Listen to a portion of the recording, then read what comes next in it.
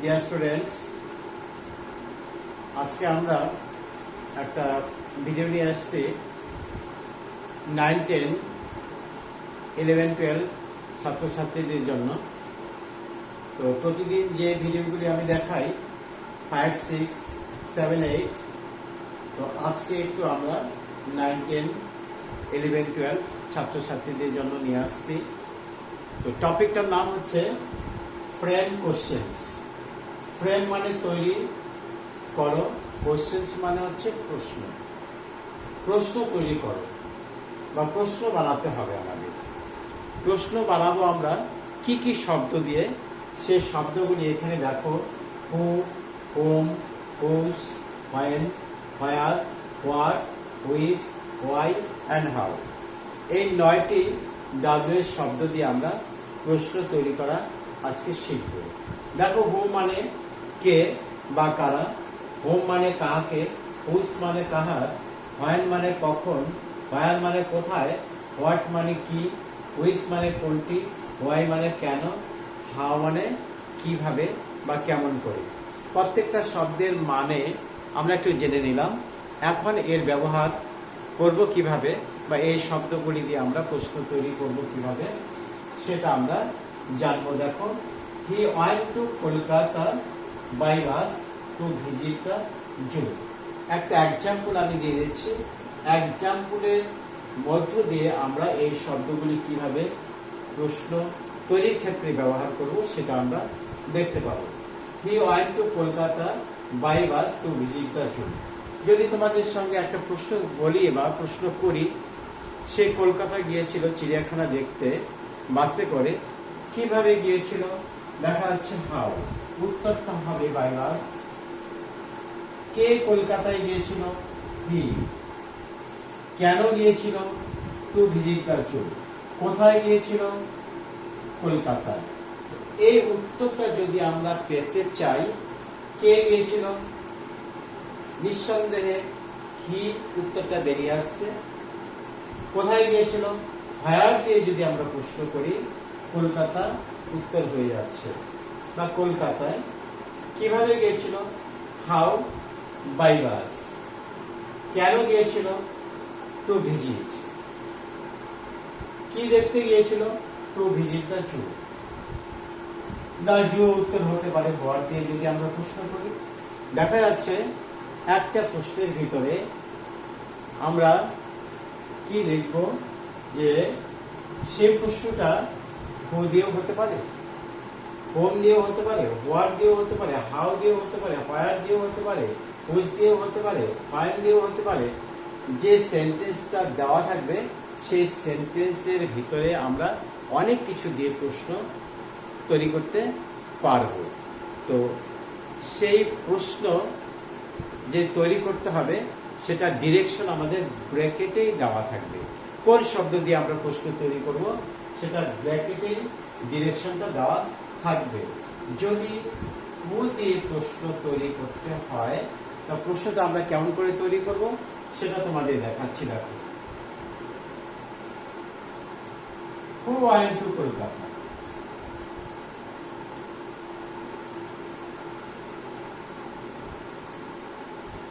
Kolkata. Who went to Kolkata? Where did he go?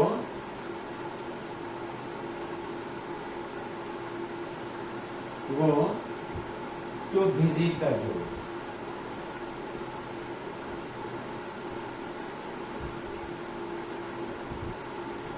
How did he go? How did he go to Kolkata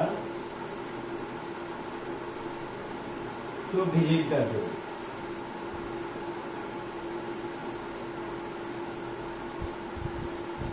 আমি 3টা W শব্দ দিয়ে তোমাদের সামনে উদাহরণটা দেখিয়ে দিলাম। দেখো, হু ওয়েন্ট টু কলকাতা, অ্যান্সারটা হবে হু। যে এক্সাম্পলটা আমাদের দেওয়া ছিল, যে সেন্টেন্সটা দেওয়া ছিল, হি ওয়েন্ট টু কলকাতা, তো হু দিয়ে প্রশ্ন করলে আমরা পেয়ে যাচ্ছি উত্তরটা। Where did he go to visit the zoo. কোথায় গিয়েছিল, টু কলকাতায়। How did he go to Kolkata to visit the zoo, উত্তরটা হবে বাই বাস। আর 2 নম্বর প্রশ্নের উত্তর হবে টু কলকাতা, কলকাতায়। আর হু ওয়েন্ট টু কলকাতা, অ্যান্সারটা হবে হি। দেখা যাচ্ছে একটা সেন্টেন্সের ভিতরে আমরা অনেক ডাব্লিউএস শব্দ ব্যবহার করে তার প্রশ্ন তৈরি করতে পারি। এখন how to frame the question, what is the rule to make it frame.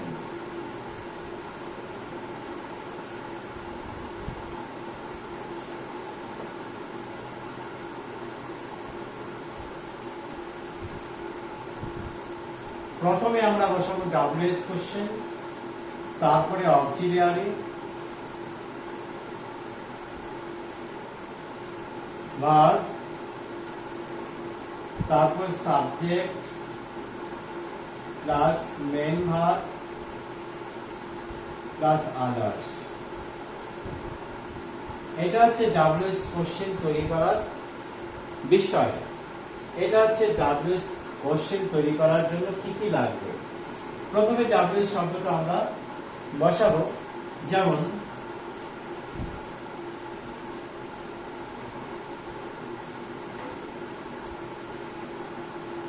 How did he go to Kolkata.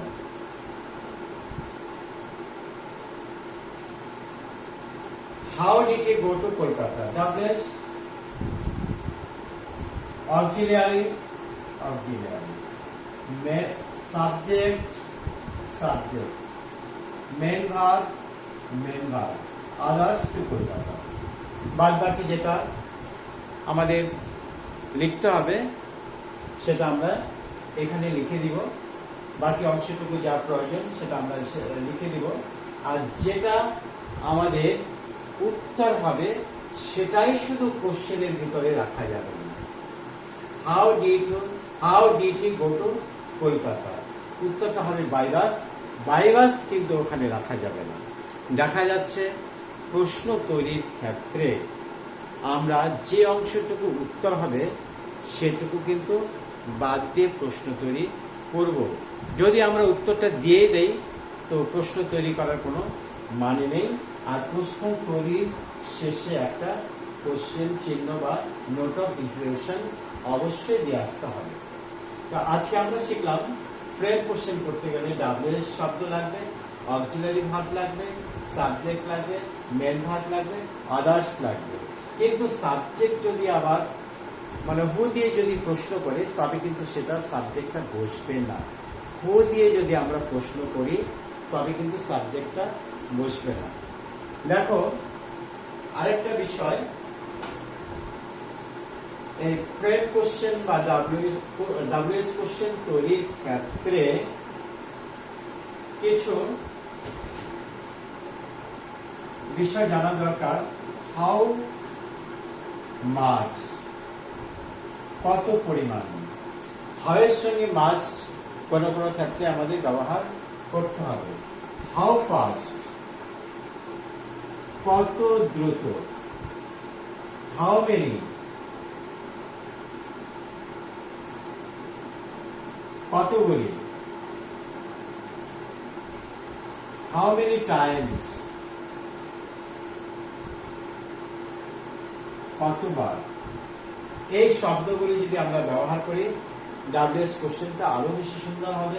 How much পরিমাণ বোঝাতে, হাউ ফাস্ট মানে গতি বোঝাতে, হাউ মেনি কতগুলি, হাউ ফার কত দূরে বোঝাতে, হাউ ফার কত দূরে। এই শব্দগুলি আমরা যদি হাউ এর সঙ্গে দরকার মতো ব্যবহার করি তবে আরো বেশি সুন্দর হবে। যেমন হায়ার শব্দের সঙ্গে যদি আমাদের প্রয়োজন মতো আমরা যদি ফ্রম হায়ার ব্যবহার করি অবশ্যই ভালো লাগবে। হোয়াটের সঙ্গে যদি ফর হোয়াট আমরা ব্যবহার করি দরকার মতো তবে অবশ্যই আরো বেশি সুন্দর, আরো বেশি মিনিংফুল হবে। দেখো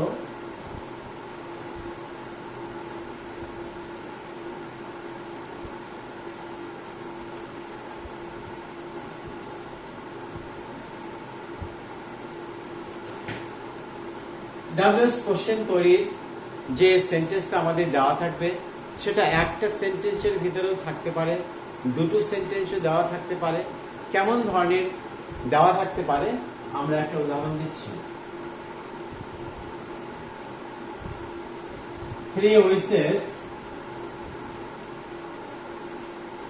they vanished into the air.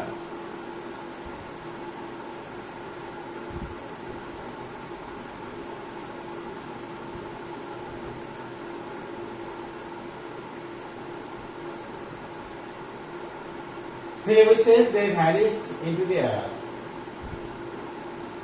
Where? কোশ্চেনটা হবে where did the three wishes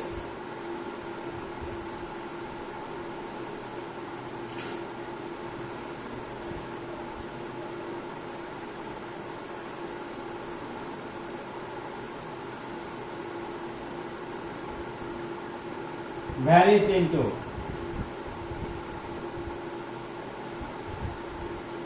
Where did the three wishes vanish into? উত্তরটা হবে air. Into the air. They vanish into the air. অন্য একটা উদাহরণ দিয়ে তোমাদের দেখাচ্ছি। দেখো এখানে একই formula WS word auxiliary subject main verb plus others.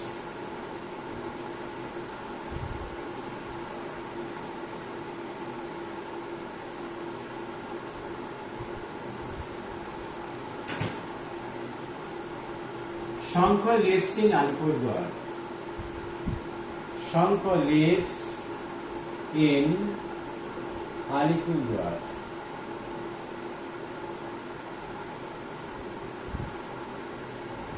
Shankha lives in Alipurduar. যদি প্রশ্নটা থাকে হায়ার দিয়ে, where does Shankha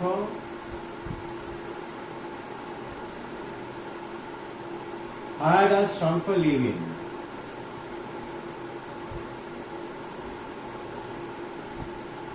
Where does Shankar live in?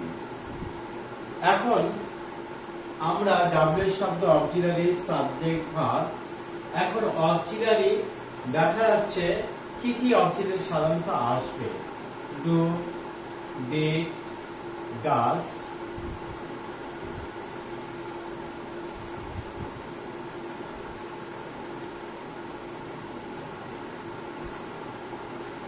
Do, does present টেন্সের ক্ষেত্রে, প্রেজেন্ট ইন্ডিফিনিটের ক্ষেত্রে, আর ডিডটা আসবে পাস্ট ইন্ডিফিনিটের ক্ষেত্রে।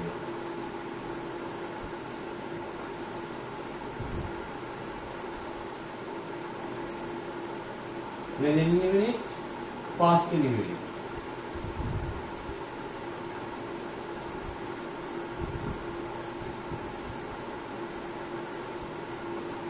আর যদি আমাদের সেন্টেন্সটার মধ্যে অক্সিলারি ভার্ব দেওয়াই থাকে সেক্ষেত্রে কিন্তু আমাদের অক্সিলারি ভার্ব আনার কোনো প্রয়োজন নেই। একটা এক্সাম্পল দিয়ে তোমাদের দেখাচ্ছি।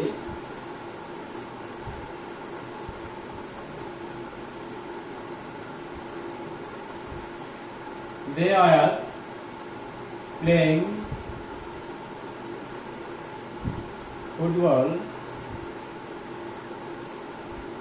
in the field. যদি where দিয়ে কোশ্চেন করি, where they playing football, অ্যান্সারটা হবে in the field.